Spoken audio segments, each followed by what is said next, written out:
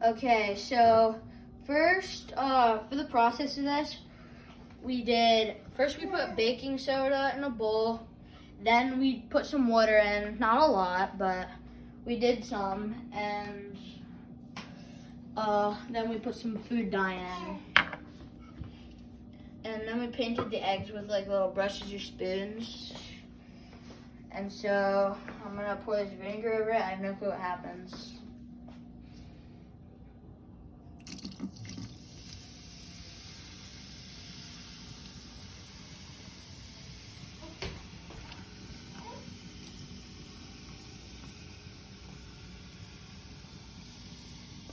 Oh shoot, that's cool.